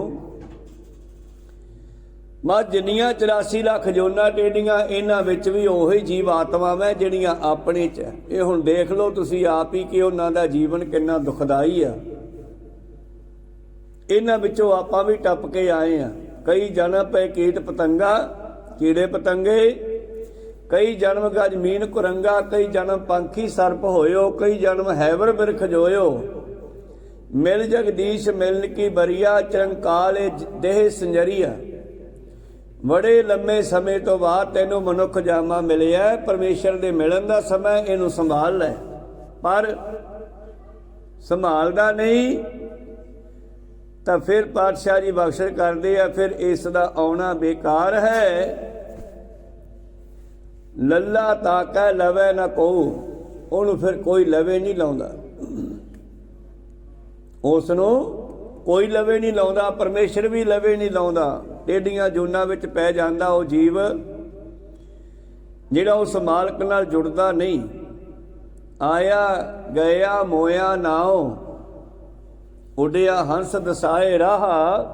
ਆਇਆ ਬੱਚਾ ਆਇਆ, ਜੰਮਿਆ, ਪਰਿਵਾਰ ਨੇ ਬੜੀਆਂ ਖੁਸ਼ੀਆਂ ਮਨਾਈਆਂ। ਮੇਰਾ ਮੇਰਾ ਕਰ ਪਾਲੀਆ, ਜਿਉਂ ਜਸ ਦਾ ਕਰ ਕਾਣ। ਜਿਵੇਂ ਜਸ਼ੋਦਾ ਦੇ ਘਰੇ ਕ੍ਰਿਸ਼ਨ ਨੂੰ ਪਿਆਰ ਮਿਲਦਾ, ਇੰਨਾ ਹੀ ਸਾਰੇ ਬੱਚਿਆਂ ਨੂੰ ਮਿਲਦਾ ਜਦ ਜੰਮਦਾ ਬੱਚਾ। ਮਾਤ ਕਹੇ ਸੁਤ ਮੇਰਾ, ਮਾਂ ਕਹਿੰਦੀ ਮੇਰਾ ਪੁੱਤ। ਜਿਵੇਂ ਜਿਵੇਂ ਵੱਡਾ ਹੁੰਦਾ ਮਾਂ ਬੜੀ ਖੁਸ਼ ਹੁੰਦੀ ਆ, ਤੇ ਧਰਮਰਾਜ ਹੱਸਦਾ ਹੈ, ਕਹਿੰਦਾ ਇਹ ਕਹਿੰਦੀ ਆ ਵੱਡਾ ਹੋ ਗਿਆ, ਇਹਨੂੰ ਇਹ ਨਹੀਂ ਪਤਾ ਕਿ ਛੋਟਾ ਹੋ ਰਿਹਾ ਹੈ। जिन्नी उम्र लिखा के आया वो खत्म होनी शुरू हो गई, पुट्ठी गिनती शुरू हो गई है। असी गिनती दूजों करते हैं, धर्मराज दूजों करता है। असी सोचते हैं असी वड्डे हो रहे हैं, वो कहता नहीं तू छोटा हो रहे हैं, वड्डा नहीं हो रहा। खात्मे वाल जा रहे हैं, समा समाप्ति वाल जा रहा तेरा। समा संभाल। मेरे प्रीतम जी कहते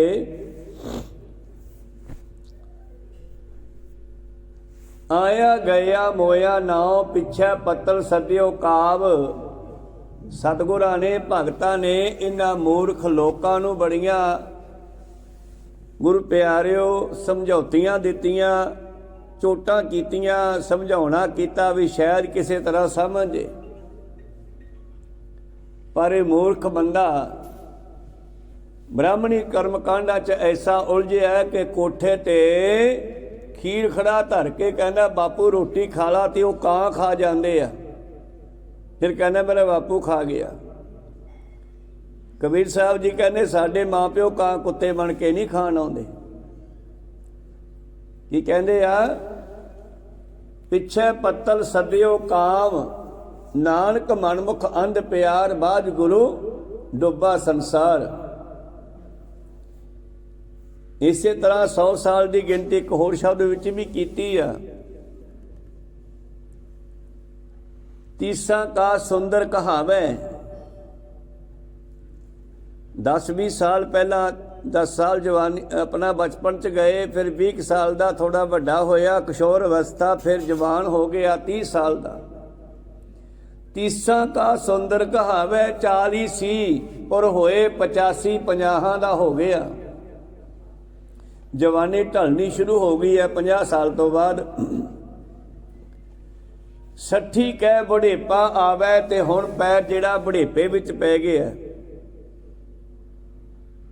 70 का मतहीन, बुद्धि भी काम छड्डण लग पई है, हुण दिमाग भी काम नहीं करता। ते उत्थे की किया सीगा, 60-70 साल का फिर घरे समान इकट्ठा करदा है। दूजे शब्द च कहा सीगा, इत्थे कहा 70 का मतहीन। 17 तक पहुँचते पहुँचते दिमाग भी बंद होना शुरू हो जाता है। 80 का व्यवहार ना पावे, फिर 80 साल का हो गया। फिर जेडे घर के काम धंधे है, बिहार है, लेना देना है, फिर तो वो भी छड़ा दिता जाता है। बापू हुण तू भुल्लण लग पिया, तू घाटा पाई जाना, बंद कर, हुण असीं आपे हिसाब करांगे। संसार के कार विहार भी छुट जाते हैं 80 तक पहुँचते पहुँचते। अजकल तो कोई 80 तक पहुँचता ही नहीं गा, कई तो 50 दे मर गए, कई 60 दे मर गए, जिन्ना समा किसी नूं मिलिया। 80 का व्यवहार न पावे, 90 का शिह जा सणी। 90 का हुंदा हुंदा मंजे नाल जुड़ गया, लंबा पै गया, हुण उठिया नहीं जाता, हड्ड पैर काम नहीं करते, साथ नहीं दिंदे। मूल न जाने अप बल, मनुख ने अपने मुੱਢ ਨੂੰ नहीं समझिया। मूल हुंदा जिथों असीं पैदा होए आ। मन तू जोत स्वरूप है, अपना मूल पछाण। मन हर जी तेरे नाल है, गुरमती रंग मान। पर बंदे ने उस मूल नूं जाणिया नहीं, ते अपना बल जिहड़ा खत्म कर लिया, समा समाप्त कर लिया, समा खत्म कर लिया। मूल न जाने अप बल, ढंढोलम ढूंढम दिस में नानक जग। धुएं का धवल हर, धुएं दे पहाड़ देखे आ धुंद दे, धुएं दे, बदलों दे पहाड़ आपां देखदे आ, वो दिसदे ही है पर हुंदे नहीं। इस तरह ये संसार जिहड़ा मानो धुएं दे पहाड़ां वर्गा, और धुएं दे पहाड़ां वांगू खत्म हो जाता है। ढंढोलम ढूंढम डिठ में नानक जग, धुएं का धवल हर धौलर महल।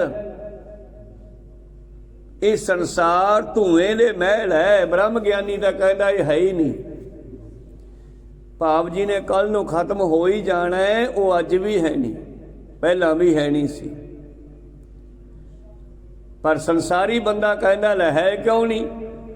साडी एडी वड्डी कोठी है, इन्नियां कारां, इन्नियां गड्डियां, पर ये सब कुछ ब्रह्म ज्ञानियां ने फना ही मन्निया। ਇਹਦੇ ਨਾਲ ਆਪਣੀ ਦੋਸਤੀ नहीं पाई, ਇਹਨਾਂ ਤੋਂ ਉੱਚੇ ही रहे आ, क्योंकि पता कल नूं भी छड्डने आ, अज ही छड्ड दिओ। प्रीतम जी कहते आया सफल ताहू को गणिया, जास रसन हर हर जस भणिया। जिन्हां ने आके परमेश्वर दे नाम नाल जुड़ना कीता, प्राणी तू आयो लाहा लैन, लगा कित कुफकड़ै सा मुकदी चली रैन। रैन गवाई सोए कै दिवस गवाया खाए, हीरे जैसा जन्म है कौडी बदले जाए। नाम न जानिया राम का मूड़े फिर पाछै, पछताहे रे। साडा तां ही आउणा सफल है जे असीं गुरु वाले बणीए, गुरमुखां दी संगत करिए, रब दे प्यारियां दी संगत करिए, साधु जनां दी नाम जपण वालियां रूहां दी संगत करिए। नहीं तो साडा मनुख बन के आउण दा कोई फायदा नहीं गा। फिर भगत जी कहंदे हाड जरे जैसे लकड़ी का तूला। लकड़ दी पंड सड़ जाती है, लकड़ां दी जिवें ऐ हड्ड मच जाणगे। केस जरै जैसे घास का पूला, जिवें घाह दी पंड सड़ जाती है, केस आए सड़ जाणगे, हड्ड आए लकड़ां वांगू सड़ जाणगे। तेरा आउण दा की फायदा। करतूत पशु की मानस जात, पशुआं नालों भी निगर गया। हजे पशुआं दा भी चमड़ा काम आके जुत्तियां बन जांदियां, कोई होर काम आ जांदे आ, तेरा तां इह भी समान काम नहीं आउणा। हाँ तू एको काम आ सकता है, वो है परमेश्वर का नाम जपना। इसे करके आया सी, नहीं जपदा तो फिर कोई फायदा नहीं है। आया सफल ताहू को गणिया, जास रसन हर हर जस भणिया। आए बसै साधु कै संगे, आओ परमेश्वर के प्यारियां की संगत करिए। आंडे नाम ध्यावै रंगे रोजाना, उस परमेश्वर के सिमरन नाल जुड़िए। वाह गुरु, वाह गुरु, वाह गुरु, वाह गुरु।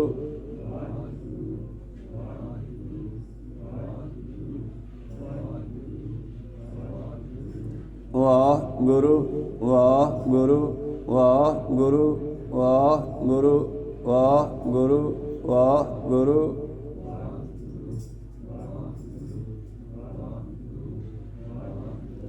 वाह गुरु, वाह गुरु, वाह गुरु, वाह गुरु, वाह गुरु।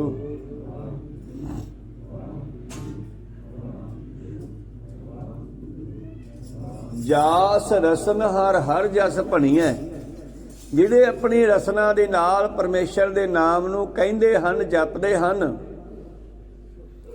ਆਏ ਵਸੈ ਸਾਧੂ ਕੈ ਸੰਗੇ, ਆਂਦੇ ਨਾਮ ਧਿਆਵੈ ਰੰਗੇ। ਜਿਹੜੇ ਮਨੁੱਖਾ ਜਾਮਾ ਲੈ ਕੇ ਪਰਮੇਸ਼ਰ ਦਾ ਸਿਮਰਨ ਵੀ ਕਰਦੇ ਹਨ, ਸ਼ੁਕਰੀਆ ਕਰਦੇ ਹਨ, ਧੰਨਵਾਦ ਕਰਦੇ ਹਨ। ਜਿਹੜੇ ਆਵਤ ਸੋ ਜਨ ਨਾਮਹਿ ਰਾਤਾ, ਤਾਂ ਇਹੋ ਜਿਹੀਆਂ ਰੂਹਾਂ ਸੰਸਾਰ ਵਿੱਚ ਆਉਂਦਿਆਂ ਹੀ ਨਾਮ ਨਾਲ ਜੁੜ ਜਾਂਦੀਆਂ। ਪਰਮੇਸ਼ਰ ਕਈ ਜੀਵਾਂ ਨੂੰ ਇਹੋ ਜਿਹਾ ਮਾਹੌਲ ਜੰਮਦਿਆਂ ਨੂੰ ਦੇ ਦਿੰਦਾ ਹੈ ਕਿ ਉਹ ਜੰਮਦੇ ਹੀ ਰੱਬ ਨਾਲ ਜੁੜ ਜਾਂਦੇ ਆ। ਕਿਹੜੇ?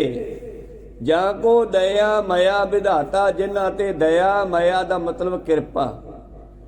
ਇੱਥੇ ਮੰਮੇ ਕੰਨਾਂ ਲੱਗ ਜੇ ਤੇ ਫਿਰ ਮਾਇਆ ਬਣ ਜੂ। ਮਾਇਆ ਕਿਰਪਾ ਨਹੀਂ, ਮੰਮਾ ਈੜੀ ਸਿਹਾਰੀ ਆੜੇ ਕੰਨਾ ਮਾਇਆ, ਮੰਮਾ ਮੁਕਤਾ ਹੈ। ਮਾਇਆ ਦਾ ਮਤਲਬ ਕਿਰਪਾ।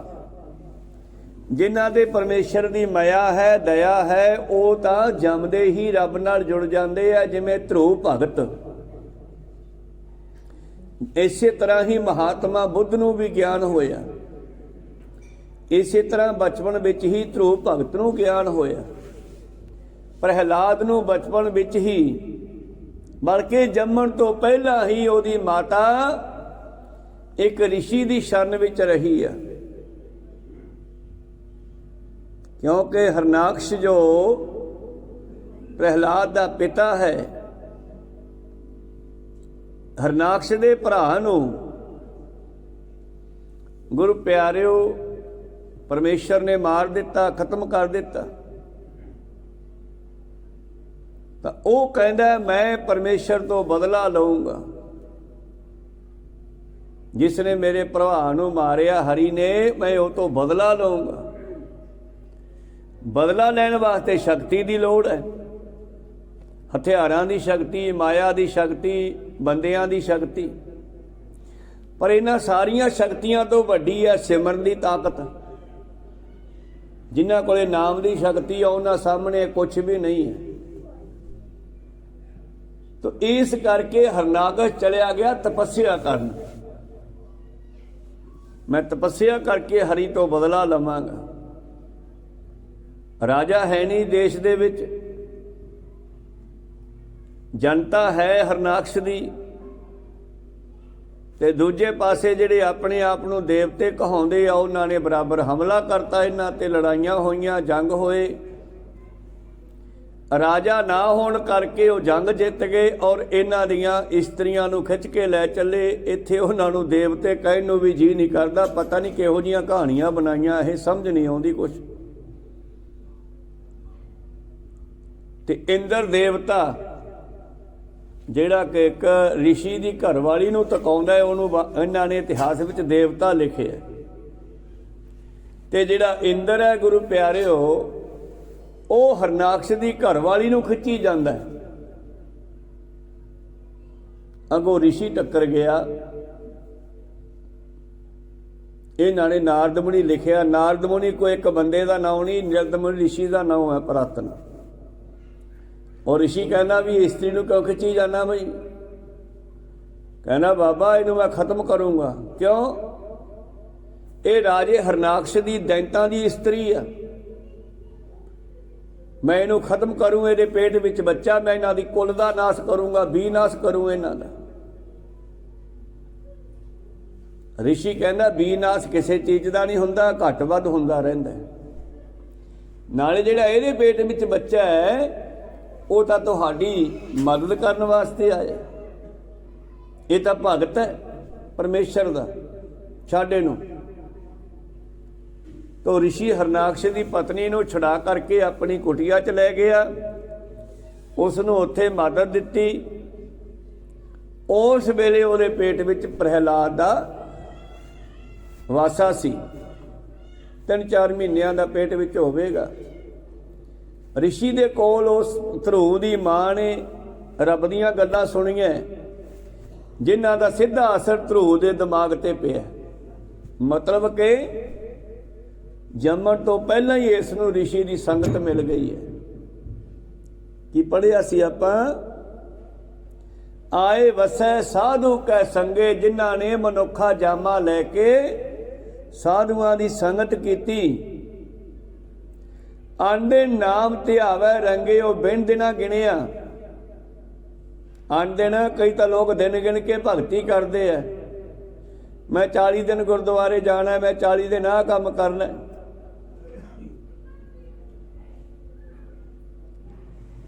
ਪਰ ਨਹੀਂ, ਜਿਨ੍ਹਾਂ ਦਾ ਨਾਮ ਨਾਲ ਪਿਆਰ ਪੈਂਦਾ ਉਹ ਸਮਾਂ ਨਹੀਂ ਵੇਖਦੇ। ਕਿਤ ਵੇਲਾ ਭਗਤ ਹੋਏ, ਕਿਹੜਾ ਸਮਾਂ ਭਗਤੀ ਕਰਨ ਦਾ? ਰੋਟੀ ਖਾਣ ਦਾ ਕਿਹੜਾ ਸਮਾਂ? ਜਦੋਂ ਭੁੱਖ ਲੱਗੇ। ਤੇ ਨਾਮ ਜਪਣ ਦਾ ਸਮਾਂ ਵੀ ਆ ਹਮੇਸ਼ਾ ਹੀ। ਤਾਂ ਗੁਰੂ ਪਿਆਰਿਓ, ਉਹ ਰੱਬ ਦੇ ਪਿਆਰੇ ਬਿਨਾਂ ਦਿਨ ਗਿਣਿਆ ਨਾਮ ਜਪਦੇ ਆ। ਆਵਤ ਸੋ ਜਨ ਨਾਮੈ ਰਾਤਾ, ਕਈਆਂ ਤੇ ਤਾਂ ਐਸੀ ਕਿਰਪਾ ਹੁੰਦੀ ਹੈ, ਜੰਮਦਿਆਂ ਹੀ ਉਹਨਾਂ ਨੂੰ ਐਸਾ ਮਾਹੌਲ ਮਿਲ ਜਾਂਦਾ ਹੈ, ਉਹ ਪ੍ਰਭੂ ਨਾਲ ਜੁੜ ਜਾਂਦੇ ਆ ਬਚਪਨ ਵਿੱਚ ਹੀ। ਤੇ ਪ੍ਰਹਿਲਾਦ ਨੂੰ ਵੀ ਐਸਾ ਮਾਹੌਲ ਮਿਲ ਗਿਆ ਰਿਸ਼ੀ ਦੀ ਸੰਗਤ ਵਿੱਚ। ਉਹਦੀ ਮਾਤਾ ਰਹੀ ਆ, ਉੱਥੇ ਪ੍ਰਹਿਲਾਦ ਦਾ ਜਨਮ ਹੋਇਆ।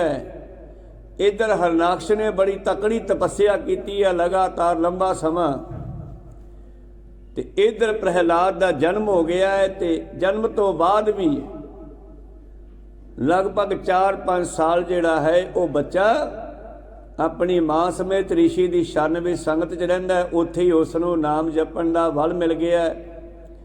ਹਰੀ ਹਰੀ ਜਪਦਾ ਹੈ। ਤੇ ਇੱਧਰ ਹਰਨਾਕਸ਼ ਮੁੜ ਆਉਂਦਾ, ਪ੍ਰਹਿਲਾਦ ਨੂੰ ਉਹਦੀ ਮਾਂ ਨੂੰ ਰਿਸ਼ੀ ਘਰੇ ਭੇਜ ਦਿੰਦਾ ਹੈ। ਹੁਣ ਹਰਨਾਕਸ਼ ਨੂੰ ਨਹੀਂ ਪਤਾ ਕਿ ਮੇਰਾ ਪਿਤਾ ਪੁੱਤਰ ਹੈ ਜਿਹੜਾ ਉਹ ਹਰੀ ਦਾ ਭਗਤ ਬਣ ਗਿਆ, ਉਹ ਹਰੀ ਦੇ ਖਿਲਾਫ ਹੈ ਹਰਨਾਕਸ਼। ਮੈਂ ਹਰੀ ਨੂੰ ਮਾਰਨਾ, ਉਹਨੇ ਮੇਰੇ ਭਰਾ ਨੂੰ ਮਾਰਿਆ। ਉਹਨੂੰ ਇਹ ਨਹੀਂ ਪਤਾ ਕਿ ਮੇਰੇ ਘਰ ਵਿੱਚ ਹੀ ਪਰਮੇਸ਼ਰ ਨੇ ਇੱਕ ਐਸਾ ਬੱਚਾ ਭੇਜਤਾ ਜੋ ਹਰੀ ਦਾ ਭਗਤ ਹੈ। ਖੈਰ, ਇਸੇ ਤਰ੍ਹਾਂ ਧਰੂ ਨੂੰ ਵੀ ਬਚਪਨ ਵਿੱਚ ਹੀ ਭਾਵੇਂ ਘਟਨਾ ਕੈਸੀ ਵੀ ਘਟੇ, ਕਿਉਂਕਿ ਕੋਈ ਬਹਾਨਾ ਹੀ ਬਣਦਾ ਭਗਤੀ ਵਿੱਚ ਪੈਣ ਦਾ। ਸੌਖਾ ਨਹੀਂ ਭਗਤੀ 'ਚ ਪੈਂਦਾ ਬੰਦਾ। ਪਰਮੇਸ਼ਰ ਕੋਈ ਇਹੋ ਜਿਹਾ ਬਹਾਨਾ ਬਣਾਉਂਦਾ ਹੈ ਕਿ ਜੀਵ ਜਿਹੜਾ ਹੈ ਸੰਸਾਰ ਵੱਲੋਂ ਆਪਣੀ ਬਿਰਤੀ ਨੂੰ, ਸੁਰਤੀ ਨੂੰ ਤੋੜ ਕੇ, ਜਿਹਨੂੰ ਤੁਸੀਂ ਲੋਕ ਨਫ਼ਰਤ ਕਹਿ ਦਿੰਦੇ ਹੋ, ਫਿਰ ਨਫ਼ਰਤ ਪੈ ਜਾਂਦੀ ਹੈ ਸੰਸਾਰ ਤੋਂ ਤੇ ਰੱਬ ਵੱਲ ਹੋ ਜਾਂਦਾ। ਜਦੋਂ ਧਰੂ ਨੂੰ ਚੱਕ ਕੇ ਉਹਦੀ ਮਾਸੀ ਨੇ ਪਿਓ ਦੀ ਗੋਦ 'ਚੋਂ ਸਿੱਟ ਦਿੱਤਾ, ਉਹਦੀ ਮਾਂ ਦੀ ਛੋਟੀ ਭੈਣ ਹੈ। ਪਰ ਇੱਕ ਦਿਨ ਧਰੂ 5 ਸਾਲ ਦਾ ਜਦ ਜਾ ਕੇ ਰਾਜੇ ਦੀ ਗੋਦ 'ਚ ਬਹਿ ਗਿਆ, ਉਹਦੀ ਮਾਸੀ ਨੇ ਚੱਕ ਕੇ ਗੋਦੀ 'ਚੋਂ ਚਲਾ ਕੇ ਮਾਰਿਆ। ਕਹਿੰਦੀ ਇਸ ਗੋਦੀ ਵਿੱਚ ਬਹਿਣਾ ਸੀ ਤਾਂ ਮੇਰੀ ਕੁੱਖੋਂ ਜਨਮ ਲੈਣਾ ਸੀ। ਤੇ ਰਾਜਾ ਵੀ ਉਸ ਰਾਣੀ ਦੇ ਪਿਆਰ ਵਿੱਚ ਡੁੱਬਿਆ ਹੋਇਆ ਸੀਗਾ। ਉਹਨੇ ਝਿੜਕਿਆ ਨਹੀਂ ਰਾਣੀ ਨੂੰ, ਤੇ ਨਾ ਉਹਨੇ ਬੱਚੇ ਨੂੰ ਬੁਲਾਇਆ, ਤੇ ਬੱਚਾ ਰੋਂਦਾ ਮਾਂ ਕੋਲੇ ਆ ਗਿਆ। ਹੁਣ ਮਾਂ ਸੁਨੀਤਾ ਸਿਆਣੀ ਸੀ, ਉਹ ਪੁੱਛਦੀ ਆ ਪੁੱਤ ਕਿਉਂ ਰੋਣਾ ਹੈ? ਕਹਿੰਦਾ ਮਾਤਾ ਮੈਨੂੰ ਮਾਸੀ ਨੇ ਬਾਪੂ ਦੀ ਝੋਲੀ 'ਚੋਂ ਚੱਕ ਕੇ ਚਲਾ ਕੇ ਮਾਰਿਆ। ਆਪਾਂ ਨੌਕਰ ਐ ਕਿ ਰਾਜੇ ਦੀ ਰਾਣੀ ਹੈ ਤੂੰ? ਉਹ ਕਹਿੰਦੀ ਪੁੱਤ ਸੀ ਤਾਂ ਮੈਂ ਰਾਣੀ, ਪਰ ਆਪਣੀ ਹਾਲਤ ਨੌਕਰਾਂ ਤੋਂ ਵੀ ਬਦਤਰ ਹੈ, ਮਾੜੀ ਹੈ। ਕਿਉਂ? ਕਿਉਂਕਿ ਆਪਾਂ ਨਾਮ ਨਹੀਂ ਜਪਿਆ। ਦੇਖੋ ਗਰਮ ਲੋਹੇ ਤੇ ਐਸੀ ਸੱਟ ਮਾਰੀ ਆ ਮਾਂ ਨੇ। ਕਹਿੰਦੀ ਪੁੱਤ ਆਪਣੀ ਇਹ ਹਾਲਤ ਤਾਂ ਹੈ ਕਿ ਆਪਾਂ ਨਾਮ ਨਹੀਂ ਜਪਿਆ ਪਿਛਲੇ ਜਾਮੇ 'ਚ। ਜੇ ਆਪਾਂ ਨਾਮ ਜਪਿਆ ਹੁੰਦਾ ਤੇ ਅੱਜ ਆਪਣੀ ਇਹ ਹਾਲਤ ਨਾ ਹੁੰਦੀ। ਕਹਿੰਦਾ ਮਾਤਾ ਮੈਨੂੰ ਇਹ ਪਿਤਾ ਵਾਲਾ ਰਾਜ ਕਿਵੇਂ ਮਿਲ ਸਕਦਾ ਹੈ? ਦੇਖੋ ਬੱਚੇ ਦੇ ਮਨ ਵਿੱਚ ਐਸਾ ਖਿਆਲ ਪੈਦਾ ਹੋ ਗਿਆ ਉਸ ਵੇਲੇ ਜਦੋਂ ਮਾਸੀ ਨੇ ਚੱਕ ਕੇ ਚਲਾ ਕੇ ਮਾਰਿਆ। ਹੁਣ ਇਹ ਮਨ ਦੇ ਵਿੱਚ ਇੱਕ ਜਨੂਨ ਬਣ ਗਿਆ। ਭਗਤੀ ਵੀ ਇੱਕ ਜਨੂਨ ਹੋਣੀ ਚਾਹੀਦੀ ਹੈ, ਪਰ ਅੰਨੀ ਭਗਤੀ ਨਹੀਂ ਹੋਣੀ ਚਾਹੀਦੀ। ਅੰਨੇ ਭਗਤ ਨਹੀਂ ਬਣਨਾ ਚਾਹੀਦਾ ਸਾਨੂੰ ਕਿਸੇ ਦੇ। ਅਕਲੀ ਸਹਿਬ ਸੇਵੀਐ, ਅਕਲੀ ਪਾਈਐ ਮਾਨ, ਅਕਲੀ ਪੜ੍ਹ ਕੇ ਬੁੱਝੀਐ, ਅਕਲੀ ਕੀਚੈ ਦਾਨ। ਕੀ ਹੋਇਆ? ਕਹਿੰਦਾ ਫਿਰ ਮੈਨੂੰ ਪਿਤਾ ਵਾਲਾ ਰਾਜ ਕਿਵੇਂ ਮਿਲ ਸਕਦਾ ਹੈ? ਭਾਈ ਗੁਰਦਾਸ ਜੀ ਲਿਖਦੇ ਆਪਣੀਆਂ ਵਾਰਾਂ ਦੇ ਵਿੱਚ ਭਗਤ ਧਰੂ ਦੇ ਬਾਰੇ। ਧਰੂ ਹੱਸਦਾ ਘਰ ਆਇਆ, ਕਰ ਪਿਆਰ ਪਿਓ ਪੁੱਛਣ ਲੀਤਾ। ਔਰ ਜਿਹੜੀ ਮਾਸੀ ਸੀਗੀ ਮਾਨੋ ਭੈਣ ਦੀ ਸੌਕਣ ਬਣ ਗਈ ਆ। ਹੁਣ ਉਹਨੂੰ ਭੈਣ ਦਾ ਭਰਾ ਪੁੱਤਰ ਚੰਗਾ ਨਹੀਂ ਲੱਗਦਾ। ਤੇ ਸਾਰੀ ਕਹਾਣੀ ਭਾਈ ਗੁਰਦਾਸ ਜੀ ਨੇ ਇਸ ਪੌੜੀ ਵਿੱਚ ਲਿਖੀ ਹੈ। ਇਸ ਤਰ੍ਹਾਂ ਫਿਰ ਧਰੂ ਪੁੱਛਦਾ ਹੈ ਆਪਣੀ ਮਾਂ ਨੂੰ ਕਿਸ ਤਰ੍ਹਾਂ ਪਿਓ ਵਾਲਾ ਰਾਜ ਮਿਲੇ, ਕਿਸ ਤਰ੍ਹਾਂ ਦੁਸ਼ਮਣ ਮਿੱਤਰ ਬਣ। ਤੇ ਮਾਂ ਕਹਿੰਦੀ ਪੁੱਤ ਭਗਤੀ ਕਰਨੀ ਚਾਹੀਦੀ ਹੈ। ਮਾਂ ਨੇ ਸਹਿਜੇ ਸਲਾਹ ਦਿੱਤੀ ਆ, ਪਰ ਪੁੱਤਰ ਨੇ ਉਸ ਨੂੰ ਜਨੂਨ ਬਣਾ ਲਿਆ, ਦ੍ਰਿੜ ਕਰ ਲਿਆ, ਹਿਰਦੇ 'ਚ ਵਸਾ ਲਿਆ। ਦਿਨੇ ਤਾਂ ਮਾਂ ਨੇ ਜਾਣ ਨਹੀਂ ਦੇਣਾ। ਅੱਧੀ ਰਾਤ ਨੂੰ ਸੁੱਤੀ ਪਈ ਦੀਆਂ ਪ੍ਰਕਰਮਾਂ ਕਰਕੇ ਘਰੋਂ ਨਿਕਲ ਗਿਆ। ਕੋਈ ਸਤਨਾਮ ਸੀ।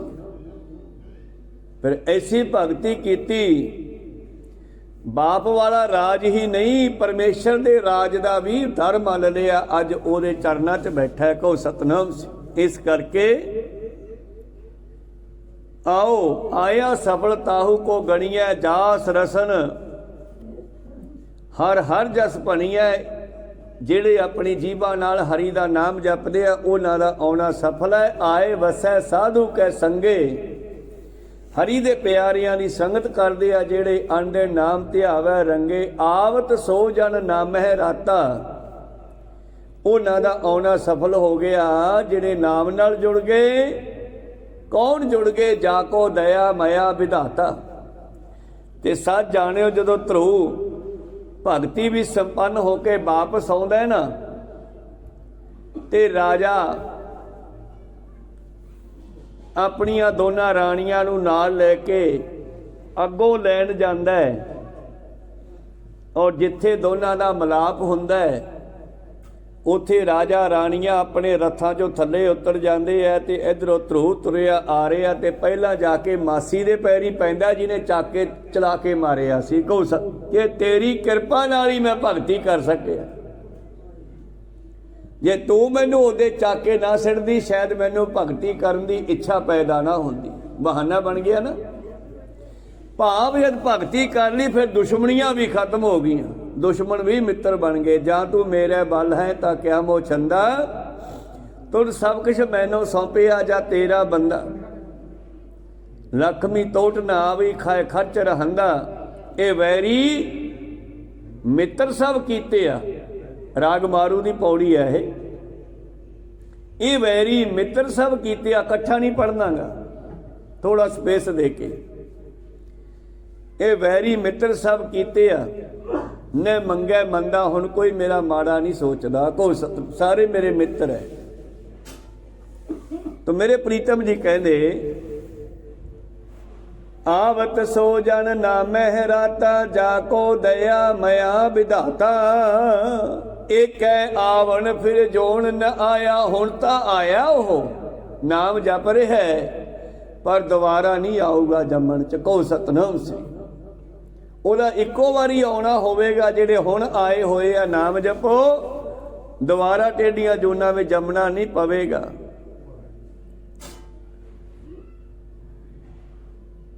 ਇੱਕ ਹੈ ਆਵਣ ਫਿਰ ਜੋਨ ਨਾ ਆਇਆ, ਨਾਨਕ ਹਰਿ ਕੈ ਦਰਸ ਸਮਾਇਆ। ਉਹ ਹਰੀ ਦੇ ਦਰਸ਼ਨਾਂ ਨੂੰ ਪ੍ਰਾਪਤ ਹੋ ਗਿਆ ਔਰ ਪਰਮੇਸ਼ਰ ਦੇ ਜਾਮੇ ਪਰਮੇਸ਼ਰ ਦੇ ਵਿੱਚ ਜਾ ਕੇ ਮਿਲਿਆ। ਸ਼ਲੋਕ अगला श्लोक भी इसे गल की प्रौढ़ता करता है। जास जपत मन होए आनंद बिन सै दूजा भाओ ताते आओ। फिर पातशाह पिछे ज्ञान दिंदे आ, अगले शब्द विच सलाह दिंदे आ ताते नाल ही जोड़ लईए। जास जपत मन होए आनंद, जिसनू जपिया अंदर साडे आनंद पैदा होवे। बिनसै दूजा भाओ, दवैत खत्म हो जाए। जिवें ध्रुव जी खत्म होई ते आके पहला मासी नूं मत्था टेकदा, मां नूं मगरों मत्था टेकदा। कहो सतनाम श्री। ते ओह मासी भी ओहनूं गले ला के फिर माफ़ी मंगदी है भी मैथों गलती होई। कहंदे नहीं तेरी गलती नहीं, वो मेरे भले दा काम ही होया। कई बारी ऐदां भी हो जांदा। कहो सतनाम श्री। निंदो निंदो मोको लोग निंदो, निंदा जन को खरी प्यारी। निंदा बाप निंदा मैं तारी। यास जिसनू जपन करके, यास जपत मन होए आनंद बिनसै दूजा भाव। साडी द्वैत खत्म हो जावे, दुख दर्द तृष्णा बुझे। दुख खत्म हो जान, दर्द खत्म हो जान। दर्द अंदर हुंदे आ। वैद बुलाया वैदगी पकट नोले बां भोला। वैद न जानी कर कर कलेजे कलेजे माहे। दुख बाहर होंदे आ, दर्द अंदर होंदे आ हिरदे विच। ये दोने मिट जाते आ नाम जपे। दुख दर्द तृष्णा भज दौड़ आशा तृष्णा बुझे। नानक नाम समाओ ताते आओ। उस परमेश्वर के नाम नाल जुड़िए। पौड़ी यईया जारो दुरमत दोई। यईए अखर राही पातशाह कहने जिहड़ी आ दुरमत है साडे अंदर, इनू मचा दिओ। यईया जारो दुरमत दो, तिसै त्याग सुख सहजे सो। जिहड़ा सुख भालदा है वह द्वैत छड्ड देवे। जे तुसीं चाहुंदे हो सुख मिल जावे तां बाणी कहंदी पर का बुरा न राखो चीत। जे तुसीं सुखी होना चाहुंदे हो दूजे दा भला सोचो। जे किसी दा बुरा सोचोगे तुहानूं कदे भी सुख नहीं मिल सकदा, जिन्ना मर्जी जोर ला लो। पर का बुरा न राखो चीत, तुमको दुख नहीं। भाई मीत मित्रो भरावो, क्योंकि भरा भी एंटी चलता सी। पिरथी चंद पंजवें पातशाह का बचन है। ओ मित्रो भरावो, जे तुसीं सुखी होना है तो दूजे नूं दुखी ना सोचो। सोचो भी ना, दुख दिओ भी ना। द्वैत खत्म करो। यईया जारो दुरमत दो, तिसै त्याग। दुरमत नूं त्याग के सुख सहजे सौ। सहजे सुख मिल जाएगा। ਜਈਆ ਜਾਏ ਪਰੋ ਸਤ ਸਰਨਾ। ਦੂਸਰਾ ਇੱਕ ਹੋਰ ਜੁਗਤ ਹੈ ਕਿ ਸਾਧੂਆਂ ਦੀ ਗੁਰਮੁਖਾਂ ਦੀ ਸੰਗਤ ਕਰੋ। ਕੋ ਸਤ, ਉਹਨਾਂ ਦੀ ਸ਼ਰਨ ਲਓ, ਗੁਰੂ ਦੀ ਸ਼ਰਨ ਵਿੱਚ ਆਓ, ਗੁਰਮੁਖਾਂ ਦੀ ਸੰਗਤ ਕਰੋ, ਨਾਮ ਜਪਣ ਵਾਲਿਆਂ ਦੀ ਸੰਗਤ ਕਰੋ। ਜੇ ਸੁੱਖ ਭਾਲਦੇ ਹੋ, ਜਿਸ ਸੁੱਖ ਕੋ ਨਿਤ ਲੋੜ ਹੈ ਮੀਤ, ਕਿੱਥੇ ਉਹ ਸੁੱਖ? ਸੋ ਸੁਖ ਸਾਧੂ ਸੰਗ ਪ੍ਰੀਤ। ਉਹ ਰੱਬ ਦੇ ਪਿਆਰਿਆਂ ਦੇ ਪ੍ਰੇਮ ਕਰਨ ਵਿੱਚ ਹੈ। ਕਹੋ ਸਤਨਾਮ। ਆਤਮਿਕ ਸੁੱਖ ਉਹ ਗੁਰਮੁਖਾਂ ਦੀ ਸੰਗਤ ਚੋਂ ਮਿਲਣਾ। ਜਈਆ ਜਾਏ ਪਰੋ ਸੰਤ ਸਰਨਾ। ਦੂਸਰੀ ਜੁਗਤ ਹੈ ਸਾਧੂਆਂ ਦੀ ਸੰਗਤ ਕਰੋ। ਜਿਹੇ ਆਸਰ ਇਹ ਭਵਜਲ ਤਰਨਾ, ਜਿਨ੍ਹਾਂ ਦੇ ਸਹਾਰੇ ਤੁਸੀਂ ਸੰਸਾਰ ਸਮੁੰਦਰ ਦੇ ਜੰਮਣ ਮਰਨ ਚੋਂ ਨਿਕਲ ਜਾਓਗੇ। ਭਾਈ ਮੰਝ ਨੇ ਸੰਗਤ ਕੀਤੀ ਪੰਜਵੇਂ ਪਾਤਸ਼ਾਹ ਦੀ, ਤੇ ਭਾਈ ਮੰਝ ਨੂੰ ਹੀ ਬੇੜਾ ਬਣਾਤਾ। ਮੰਝ ਪਿਆਰਾ ਗੁਰੂ ਕੋ, ਗੁਰੂ ਮੰਝ ਪਿਆਰਾ, ਮੰਝ ਗੁਰੂ ਕਾ ਬੋਹਿ ਥਾ ਜਗ ਲੰਘਣ ਹਾਰਾ। ਧਿਆਨ ਦਿਓ। ਜਈਆ ਜਾਏ ਪਰੋ ਸੰਤ ਸਰਨਾ। ਜਿਹੇ ਆਸਰ ਇਹ ਭਵਜਲ ਤਰਨਾ। ਜਈਆ ਜਨਮ ਨਾ ਆਵੇ ਸੋ। ਅਖੀਰ ਤੇ ਪਾਤਸ਼ਾਹ ਫੈਸਲਾ ਦਿੰਦੇ ਆ, ਜਈਏ ਸ਼ਬਦ ਰਾਹੀਂ, ਜਈਏ ਅੱਖਰ ਰਾਹੀਂ ਉਹ ਦੁਬਾਰਾ ਜੰਮਣ ਵਿੱਚ ਨਹੀਂ ਆਉਣਗੇ। ਏਕ ਨਾਮ ਲੈ ਮਨੈ ਪਰੋ। ਜਿਨ੍ਹਾਂ ਨੇ ਪਰਮੇਸ਼ਰ ਦੇ ਨਾਮ ਨੂੰ ਆਪਣੇ ਮਨ ਵਿੱਚ ਪਰੋ ਲਿਆ, ਉਹ ਦੁਬਾਰਾ ਜੰਮਣ ਮਰਨ ਵਿੱਚ ਨਹੀਂ ਆਉਣਗੇ। ਯਈਆ ਜਨਮ ਨਾ ਹਾਰੀਐ, ਗੁਰਪੂਰੇ ਕੀ ਟੇਕ। ਯਈਆ ਕਹਿਣਾ ਹੈ ਕਿ ਉਹ ਕਦੇ ਵੀ ਮਨੁੱਖਾ ਜਾਮੇ ਨੂੰ ਹਾਰ ਕੇ ਨਹੀਂ ਜਾਣਗੇ। ਪਿੱਛੇ ਪੜਿਆ ਸੀ, ਆਇਆ ਸਫਲਤਾਹੂ ਕੋ ਗਣੀਏ। ਉਹ ਜੰਗ ਜਿੱਤ ਕੇ ਜਾਣਗੇ, ਸੰਸਾਰ ਚੋਂ ਨਾਮ ਜਪ ਕੇ ਵਿਸ਼ੇ ਵਕਾਰਾਂ ਨੂੰ ਜਿੱਤ ਕੇ ਜਾਣਗੇ।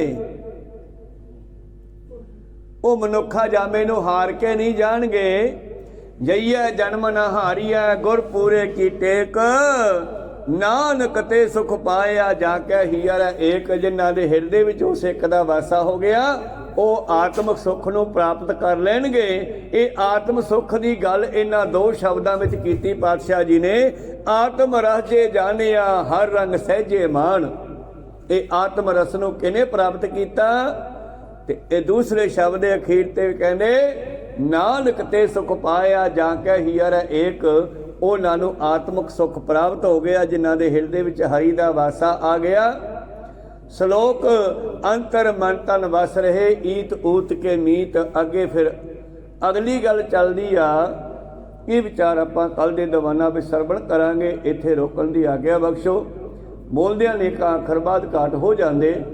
ਸਿੱਖ ਸੰਗਤਾਂ ਦੀ ਸਤਿਗੁਰੂ ਬਖਸ਼ਣ ਜੋਗ ਹੈ, ਬਖਸ਼ ਲੈਣਾ ਜੀ। ਸਮਾਪਤੀ ਕਰੀਏ। ਮਿਲਾਓ ਫਤਿਹ, ਪਾਓ ਫਤਿਹ। ਵਾਹਿਗੁਰੂ ਜੀ ਕਾ ਖਾਲਸਾ, ਵਾਹਿਗੁਰੂ ਜੀ ਕੀ ਫਤਿਹ। ਵਾਹਿਗੁਰੂ